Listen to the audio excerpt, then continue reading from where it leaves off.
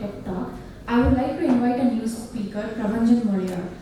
He was born in the town of Puttur and he completed his schooling there. He pursued his professional education at IIT Kharagpur, where he earned his bachelor's degree in electrical and electronics engineering. After graduation, he worked in VLSI companies like S3 India, ThinkX Technologies, and Intel India. In 2004, he joined NVIDIA Graphics as one of its first employees, and he has been working there since then. His work experience covers the areas of architecture, design, verification, and bring about ASIC chips. Currently, he manages the GPU ASIC team in India and is the site leader of NVIDIA's Bangalore Design Center. So with a big round of applause, can I invite Prabhanjan Moleyar for the talk?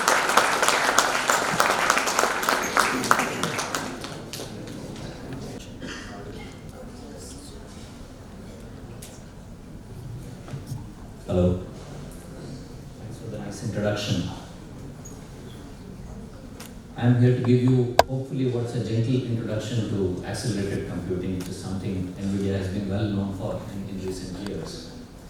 I saw some hands were raised in the student panel when Saurabh asked if anyone is a gamer. I want to sample the larger audience here and ask you, are any of you gamers? PC or console gamers? I see one hand. Okay, there are quite a few. Which games do you play? GTA and Valorant. Okay. I hope those are names of games. I'm not a gamer, not at least in this century. In the last century, I used to play 2D games. Some of you were perhaps not born then. I feel really old when I say this, but have you ever heard of something called Doom? Or Quake or Wolfenstein? Okay, those were the games I used to play. Those were 2D games, unlike the 3D games that you're playing these days, right? So hopefully those of you who are gamers have also heard about NVIDIA before today. Is that right? Okay. So NVIDIA was founded in 1993 and it started off making graphics accelerators. It was the 90s, so only 2D games. And those needed 2D graphics accelerators, right? And over the coming years, as technology evolved, there was more computational power available, and as innovations happened on acceleration technology as well, 3D games started coming, and NVIDIA got into making 3D graphics accelerators, and came to be known as a visual computing company. So today we call ourselves an accelerated computing company, and the name of NVIDIA is associated with a lot of domains, things like healthcare, things like autonomous vehicles, smart cities, drug discovery, data sciences. Basically, it's become an AI company. So how is it possible that a company which was making chips which were used to play games, right? You would think it's a completely unproductive activity that we are supporting. How is it possible that this company is at the forefront of a number of walks of life, transforming the world around us in so many different ways, and we are just starting. And I have no clue as to what changes we will see in life around us in the next 10 years, why even in the next 5 years, based on some of the things that NVIDIA and of course several other companies are doing as well. So what is that connection between gaming and AI in all these different walks of life, different domains of technology? Right. Let's start from here. So what exactly does a gaming app do? Right. What does a game actually do? There is a certain world, right? If you take your GT or whatever, there's a representation of an imaginary world. Could be very close to the real world, could be very different. It may be based on Earth, it may be based on Moon or Mars or outer space or under the sea, right? But it's a world. As its rules of physics may be similar to what we see here or may be very different. Like physics in space is a little different, right? You are in free fall. But there is basically a scene or a world which is three-dimensional world. And then there is a gaming character. You are the player. You inhabit the gaming character, and you are moving around the world. And usually you are shooting other people, right? That's basically what you do in a gaming app, right? So how does the gaming app actually accomplish this, right? So the game app is running on the CPU. The gaming app also has a representation of the gaming world and of the various attributes of the player, what kind of weapons, what are the other active characters, enemy characters, non-playing characters, and so on. There's a storyline and so on, right? And there's the viewer who is interacting with the game using a joystick, using a mouse, using a keyboard or whatever, and performing various actions and getting that realistic experience either by looking at the monitor, or sometimes you have haptic feedback. The joystick will vibrate. That if you're doing a driving simulation, basically your joystick will vibrate, or you will actually use a steering wheel which will vibrate, and you will feel that you're really driving the car in that virtual world, right? So the CPU is basically taking the user input through your gaming wheel, or through your joystick, your keyboard, your mouse, and it's conveying that to the gaming app. And the viewer is basically moving through the world. So at any point in time, there's a certain position that the viewer is located in that world. And the viewer is looking in a certain angle, right? You might be crouching, you might be jumping up, you might be moving to the left, moving to the right, and so on, right? So as you do these things as the playing character, the game app constantly updates the viewer position. And then, of course, this world you have to be able to see, which means that there's got to be light, right? You can't be playing in the dark because all you'll see is a black screen, and that's not a lot of fun, right? So the gaming app also has encoded positions of various light sources in the game. Like if you look around in the room, you can see and enumerate a number of light sources, and they all have different characteristics, different levels of brightness, different surface areas, like the reflector umbrella that you have got there, the spotlights that you have at various points, etc. Right? So there is information about all this. There is a representation of the world in terms of the objects, right? The chairs that are placed, the speakers, the walls, what's the texture of the floor, what's the color of the wall, and so on and so forth, right? All this information is there in the game, and this information is sent to the GPU by the CPU, and the GPU knows now this is the virtual world that I need to render from the current position of the viewer looking in a particular angle, right? It's as if, I'm here, let's imagine I'm the playing character. I'm looking at this world, and I'm looking at it through a two-dimensional viewport, which is your computer screen. And what do I see? I see, I as a human being, I'm seeing you in 3D, but when I'm playing on my computer, I see a 2D representation of what I'm seeing here right now, correct? So you're taking a 3D scene populated by 3D objects, and you're making a 2D picture out of it. And then you keep doing this further. Right? That's all it is, right? The user interacts, it updates the viewer position, it updates various things, like I pick up this bottle, now the game knows, okay, I'm holding a bottle in my hand. On the gaming screen, you'll see a hand holding a bottle, right? So you just keep doing this forever. That's what the game does. So what does the GPU need to do, right, for the game to be doing that? The GPU has a rendering pipeline, you can call it a 3D graphics pipeline basically, which is constantly, every time the CPU says, okay, render, or it's called a draw call, draw the frame now, right? Every time the GPU is told to draw, it basically does the following. It recomputes the viewer's current position, and it basically figures out what's the geometry that's visible to the viewer in this particular angle, right? So there's geometry processing that's happening. That's still happening in 3D space, like how distant is this chair from me now? At what angle is that chair visible? What's the perspective? Can I see the other side of that wall or not from my current position? If I move there, I will be able to see more of that wall. If I'm standing here, I'll be able to see less of that wall. It's constantly doing this, right? So that's geometry processing.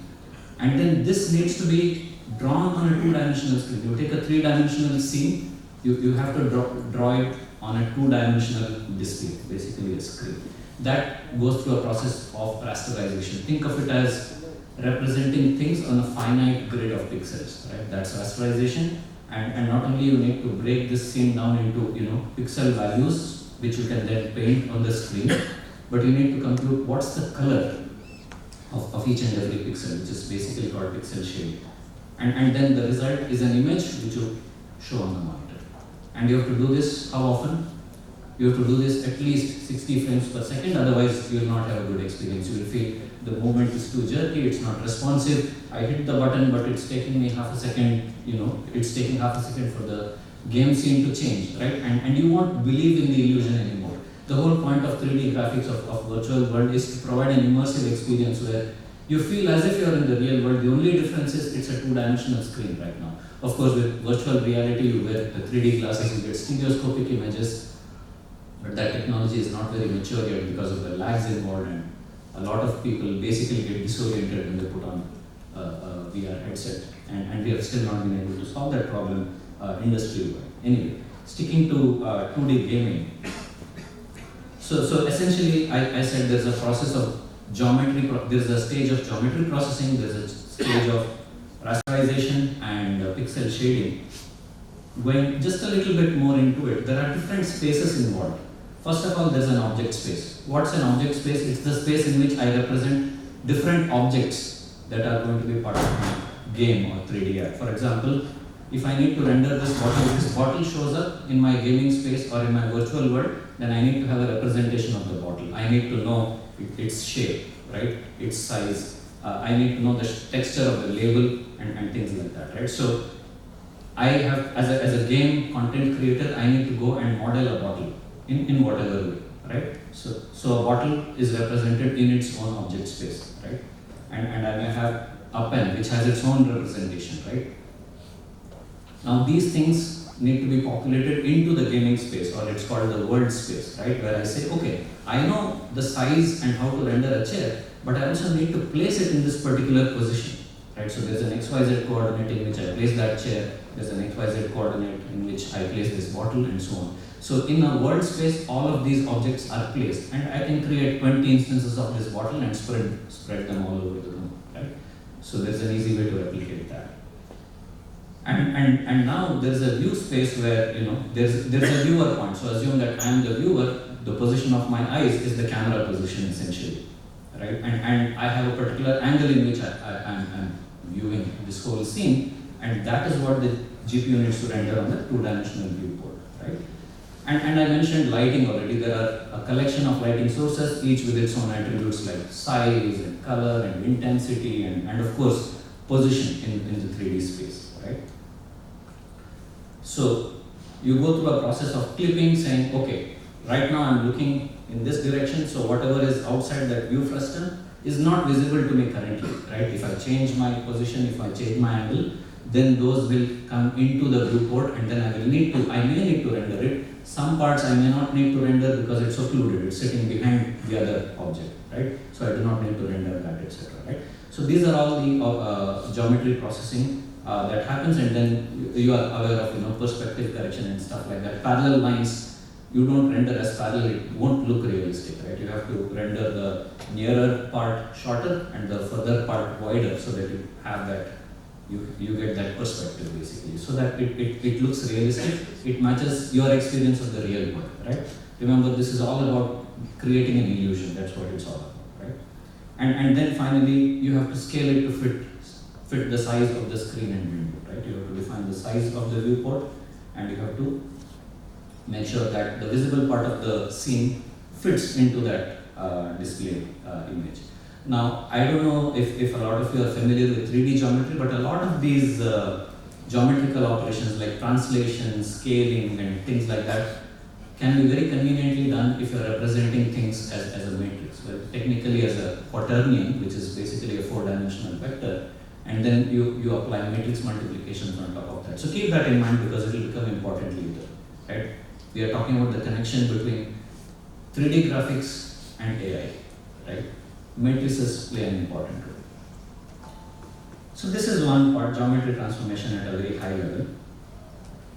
The second part is rasterization, because ideally, one thing I completely omitted, you have to forgive me for that. I have drawn triangles only in this picture. While I showed you a bottle, I didn't tell you that I can represent this bottle fairly accurately. The bottle surface is what is important, not the interior. Well, in this case, the bottle is transparent, so bad example, imagine this is an opaque bottle, right? To show this bottle, I only need to show the surface, and I can represent the surface, which is a 2D plane, it's a top 2D plane, but I can represent it as a collection of triangles. Why triangles? Because triangles are the simplest 2D shapes, right? So I can draw very small triangles to the extent that you can't really make out that there's a triangle, and then one triangle will be oriented this way, the other one slightly this way, and so on. And if I do it in fine enough resolution, like very small triangles, then it will look smooth, basically, right? So that's the reason that I have only shown triangles here, because typically anything you want to show, whatever 3D surface, you will typically just model it as triangle. There are other ways of modeling it also, but I've just picked the simplest here. Okay, so if finally the GPU's job is to render triangles on a 2D screen, geometry transformations and draw them on the screen. But how do you draw them on the screen? There are finite number of pixels, right? So finally you have to, if you see that picture there, the triangle is a continuous object, it fills area continuously, it's not discrete, right? But if you have to draw that, you just have a few pixels. You look at the bottom middle picture, for example. That's what 3 triangles will look like when rendered on the screen, if you zoom in sufficiently enough where you can see the individual pixels. Now the pixel can be round, it can be square, it hardly matters. But the point is, it's not infinitesimal. It occupies a finite size. So you cannot render a triangle really as a triangle. You have to approximate it using a bunch of pixels, right? And that's the process of rasterization, to say that for each pixel, is that part of the triangle? Is that not part of the triangle? Is it part of the red triangle? If so, I'll draw red on that pixel. If it's not part of that, I'll draw, well, whatever else it is a part of. That's really how it goes. So you go through all the triangles which are built up, which are building up all the objects that are currently in the visible frustum, and for each triangle, for each pixel, you see if this pixel is going to be part of the triangle for the current viewer position, for the current view angle, basically. And you are basically rendering millions of triangles like this over a screen, which is how many pixels? If you are taking a 4K resolution screen, which is pretty common, and assume that you are gaming using just one monitor, right? So all you need to render is roughly about 8 million pixels. You have to color 8 million pixels, and how much time do you have to do this? As I said, you have to render frames at 60 frames per second, right? So 60 times a second, you have to compute the color value of 8 million pixels, which is basically about half a gigapixel per second. And we are taking basic single monitor resolution gaming, and we are assuming we only have a 4K screen, right? And what is the process of identifying or computing the color of each pixel? You have to basically compute it using complicated mathematics. Well, it's simple mathematics, usually just multiplication and addition, right? But it involves a lot of parameters. For every triangle that makes up the surface, you have to figure out, okay, what are the properties of the surface? There is a color to the surface, there is a reflectivity, and so on. There are a number of light sources. Each light source affects that pixel in a particular way, right? If you have yellow light versus green light, a green triangle will look very different, right? And you may have a multiplicity of light. Some may be white, some may be yellow, some may be red, some may be green. So you have to do all these calculations, figuring out what's the contribution of each light source to the color value of that particular pixel. So there's a lot of math that is happening, and remember, it's similar math that is happening on every pixel. It's the same set of operations, only the values are different. So what is that called when you're applying the same set of operations on a bunch of different data in computer architecture terms? I don't know if you're aware of this term called SIMD, single instruction multiple data. Same operation happening on arrays of data, and every processing is identical, only the values are different. Inputs are different, outputs are different, the transformation is exactly the same. So that's the computation that GPUs need to do just to render a 3D scene, right? So the first thing we said was matrices. The second thing we are saying is SIMD, and I didn't say it, but these operations can all happen in parallel. What's happening on one pixel doesn't affect the color value of the other pixel. The same influences contribute to the color value, right? But these two you can do at the same time if you can afford to. So that's parallel computing. So those are 3 aspects of a GPU that we have talked about. Still no connection with AI, right? So where does that come in from? This comes in from an innovation that NVIDIA pioneered long back, in 1999 to be precise. The computation of the pixel value is done by what is called the pixel shader. That's a unit of hardware which does these mathematical computations. This light source into its color value, into the pixel's color value, summation of and so on, right? That's done by the pixel shader. And the breakthrough innovation that enabled NVIDIA to do what it's doing today is basically this. I know that these are the type of compute, A into B plus C into D plus E into F, that's the form of computation that I'm doing, whatever floating point representation and scaling factors and so on. But what if we could do more than that? Instead of doing this fixed function arithmetic, as we call it, what if we made it programmable? Right? And we were not thinking in 1999 that one day we'll use this for AI. That's not how things work. No one can predict the future. But it was just the thought that we could do something more. It's not going to cost us much. Right? And perhaps it will enable some creative game writers, game developers, to do something different in their game and to set their game experience apart from other games. Right? You see that our job is to design the gaming accelerator. But we consider our job is to provide a wonderful gaming experience for people who use our products, right? And for that, we need to support the developers in being innovative. So this was the thought that was driving it. So basically we said, the pixel shader, you can write a piece of assembly code, whatever it is that you want. Do whatever math you want, compute the value, we'll assign it to the pixel and we'll take it from there. Usually you'll use it to do this light source color computation, but who knows, you may want to do something else. So that was the invention which changed everything for NVIDIA, and hopefully it changed a bunch of things for the world. Right? What can you do when you have a massively parallel SIMD architecture which can run an arbitrary program, right? At very high speeds? You can do a whole lot of things very fast, right? So this is what accelerated computing is all about. There is a program which is typically running in sequential fashion, in serial fashion, one instruction at a time, on the CPU pipeline. I think you are familiar with CPU pipelines, one instruction at a time. And then there are multi-threads and multi-cores and so on, but fundamentally if you look at one core, one thread, that's what is really happening. And then you have a portion of the code which could be done massively in parallel. For example, a fast Fourier transform. It can be done massively in parallel. And matrix multiplications. You can do matrix multiplications in parallel. Aij into Bij is equal to, Aij into Bjk is equal to Cik, if I remember my math and subscripts correctly, is the operation that you are doing repeatedly. So what goes into computing Cjk and what goes into computing Cjk plus 1 are different inputs, same operation, different output, SIMD, right? So that's basically what accelerated computing is all about. You identify parallelizable portions of the code, you offload it to the GPU, the serial portions of the code continue to run on the CPU, not a problem, and now you have accelerated the program by 10x, 100x, even 1000x in several cases. It depends on the nature of the problem and what is the bottleneck in the computation that you are doing in the overall program. So this is also known by other names that you might have come across before: hybrid computing, heterogeneous computing, but these days we use the standard term called accelerated computing. Now there's a problem, right? You can invent a new concept, but people have to be able to use it. It's got to be easy to use as well. So how do you make it easy to use?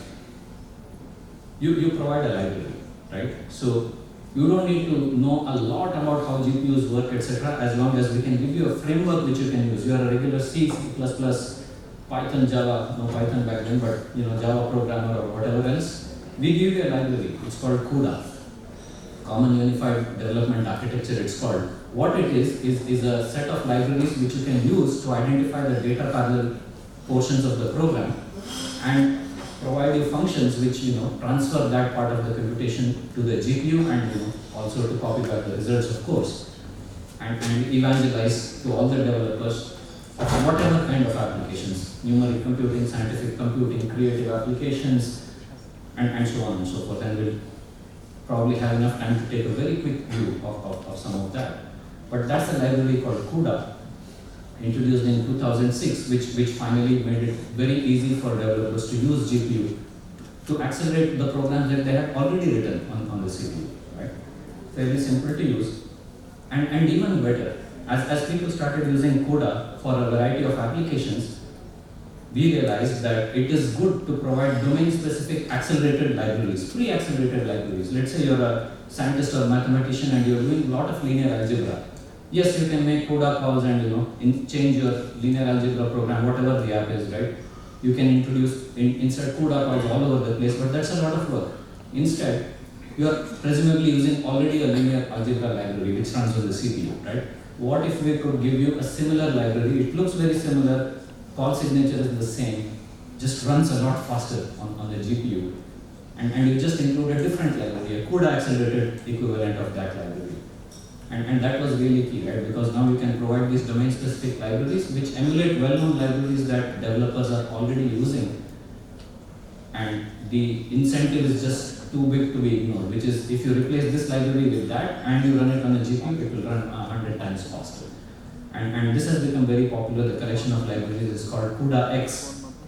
So you have cuBLAS for linear algebra, cuFFT for fast Fourier transforms, qTensor if you're doing a lot of tensor math, physics simulations and stuff like that, NVJPEG, video acceleration libraries, and so on. And also lower down in the list you will see cuDNN. If you are working on digital neural networks, you want to simulate them, train them, do some inferencing on them, cuDNN makes it a lot faster.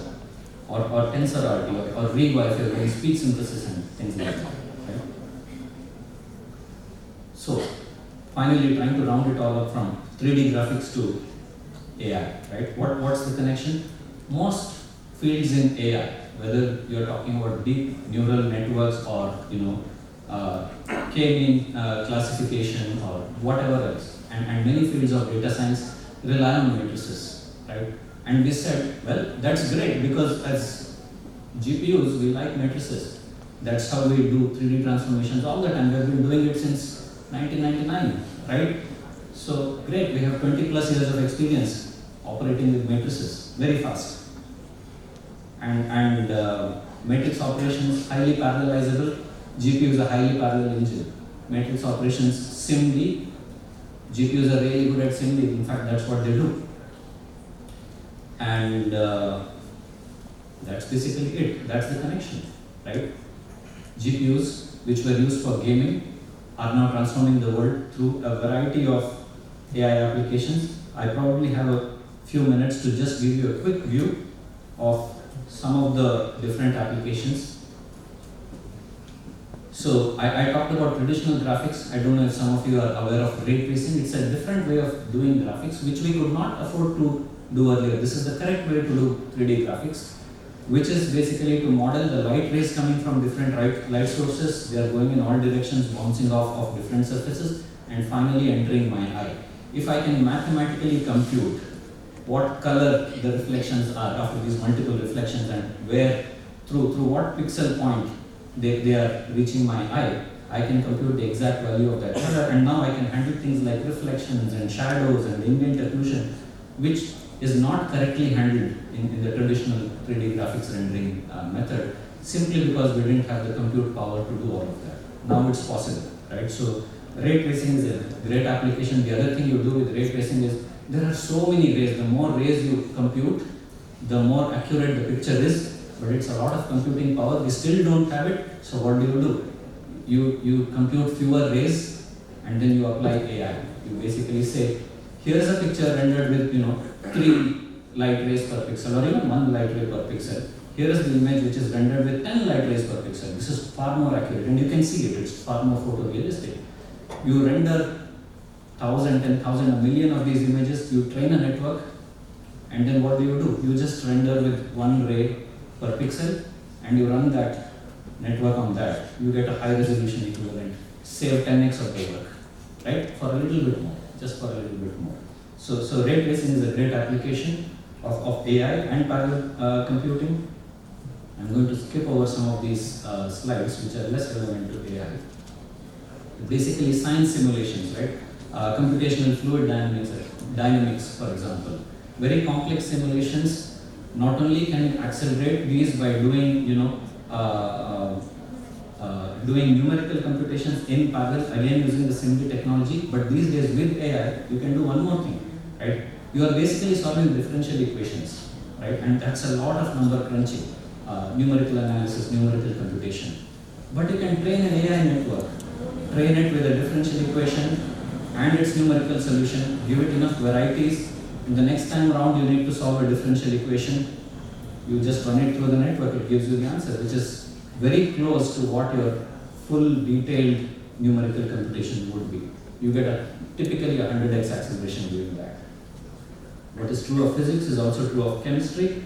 It's also true of optical computation. I mean, someone mentioned, you do photography. There's a lot of computational photography aspects to it these days that we are not. When we take a simple snap with a cell phone, we are amazed as to how good the photo looks. And these days, nobody carries a camera with them anymore. Nobody buys cameras unless they are professional photographers, right? There's a lot of computation involved, which is not just in casual or hobby photography, but also in things like, microscopy. You want to figure out what's going on in living cells, what are some of the processes. You end up doing a lot of numerical computation just because of the size, which is really so small. Back in 2017, physics Nobel was awarded to Kip Thorne and team for their research on black holes, the structure of black holes. And GPUs had a big role to play in analyzing the data collected from the LIGO observatory of gravitational waves through black holes colliding. That was before AI, that was just purely computational acceleration. Similarly, GPUs are used for DNA sequencing, all kinds of biogenetics, drug discovery, and so on. So you can, given a protein sequence, you can figure out what is the 3D shape.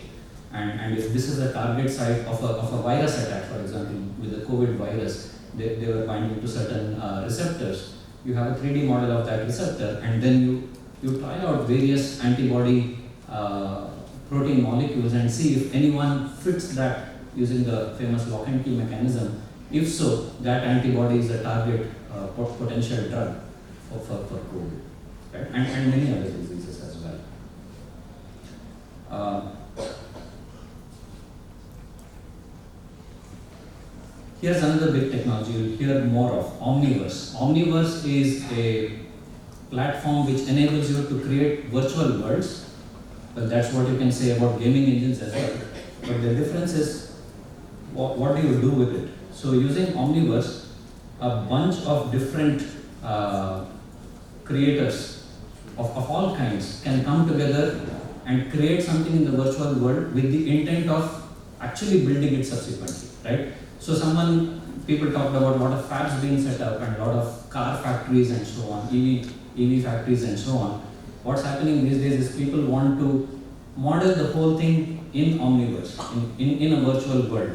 The entire factory floor, all the equipment, the robotics, everything. It's photorealistic, it's physically accurate. If something drops, if you take a car part and put it there in that world with no support, it's going to fall. It's physically accurate. It's going to fall with the value of g being the acceleration, right? And you need that. And not only you model the factory and make sure that everything works, and you can make changes when things don't work. You can make changes in the virtual world, just a matter of minutes. And this is collaborative. 3 people could be working from the US, 3 people from Taiwan, 4 people from India, all at the same time on different aspects, working in real-time collaboration to model something that will then come up perfectly. Not just that, the amazing thing about it is factories means robots, autonomous robots and semi-autonomous robots. How do you train the robots? You train the robots in the virtual world. Why not? The robot you can model with a camera. You are the one rendering the whole 3D world. And just like in a game, if you can show what it looks like to the gamer, you can certainly show what it looks like to the robot's camera, isn't it? So you can train the robot saying, this is what you are going to see, this is what you are going to do, this is what you are going to see, this is what you are going to do. And apply your favorite reinforcement learning algorithm. Your robot is trained when you have not even built the robot, you have not even built the factory, you have not even built anything. but you have the coefficients of your neural network. When you actually build the robot to the same specifications, you just download these coefficients there, right? Train in virtual world, ready to operate in real world within a minute, right? So that's the impact of Omniverse. Here are some more examples. I think you'll have access to the presentation later. Since we are running out of time, I'm just going to talk about. Well, this is a big thing. A lot of talk about, a lot of consideration about the environment and sustainability and so on, and how good are our weather models today? How good are our climate models today? Do you think we could simulate the entire Earth second to second? Do you think we could simulate the climate patterns, the weather patterns of the entire Earth second to second, and predict when you're going to have a cyclone and how much rainfall you're going to get? So NVIDIA has embarked on this project by building a supercomputer known as the Earth 2 supercomputer. A lot of this physics AI, basically, where I mentioned that how to solve partial differential equations without really solving it, but by just using a pre-trained network. A lot of that and very detailed climate solutions. This supercomputer is going to come up, and hopefully it will mark a revolution in the whole field of climate and weather forecasting. We talked about autonomous robots. They operate with similar technology. Edge computing. Robotics is a great application of edge computing, right? And there is no industry that is not going to be transformed in the coming years. Every industry will be run by autonomous robots and will have AI, and will also generate a lot of data to train the AI. A lot of applications in healthcare. I mentioned drug discovery, but also all kinds of scans, right? Involves a lot of data collected from the sensors, and you have to make sense of it. You have to process it and render the innards of the human body in a 3D view, which is easily understandable by doctors. You no longer need to stare at a black and white X-ray screen in front of a light frame and so on, right? You can rotate and slice and dice, and you can figure out what exactly is wrong, and then do something to treat it. And the biggest edge computing application of all time so far is the self-driving car, right? So we are nowhere close to the level of computation that's required for a car to be fully autonomous. Go from door to door, from here to your destination, crossing your local roads, dealing with pedestrians, dealing with India-like conditions, going through highways, understanding traffic signs, speed limits, recognizing. Let's say it doesn't even have maps. It can recognize the surroundings. It can figure out where it is. It can update maps. You can do all of that, and it's coming very soon. Okay. And I would suggest you can find a lot more material about all of these on YouTube. There is an NVIDIA channel, so you can feel free to browse through that channel. Of course, this presentation will be accessible to you. I did hear earlier that people wanted to know, the students wanted to know what kind of skill set is important in the VLSI field, both for hardware and software, from an entry-level position. So from NVIDIA's perspective, just for your awareness, I'm not here to hire any of you here, but just for your awareness, this is what we really look for. So that's the profile for a hardware position. Basically, your degree, of course, is required, but then a really solid background in circuits and digital design of all kinds, synthesis and timing aspects, computer architecture, and things like that. You can read through, right? Not just theoretical knowledge, but hands-on knowledge would be great. And for an entry-level software position, in India we work on automotive software and things like that. That's our area of focus for the software team. So those are some of the things, skills and domains that are relevant to us at entry-level positions. Okay. So I think I can take any questions. Yes. Why degree? Why not skill set?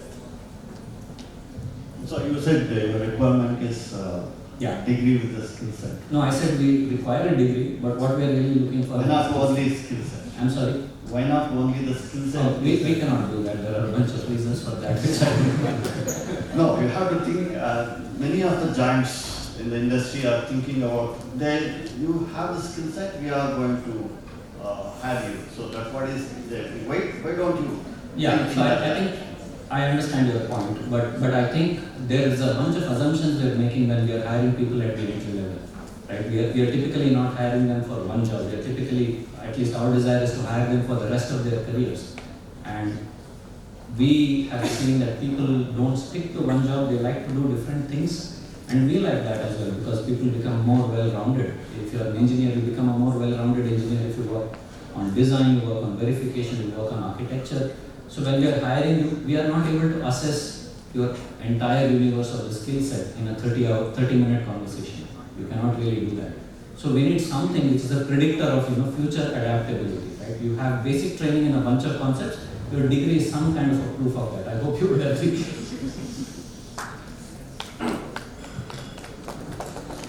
Any other questions I can take? I'll also be around during lunch, so please feel free to interact. Alright, once again thanking Proxilera and my good friend Ravi for giving me this opportunity to address Mysore based.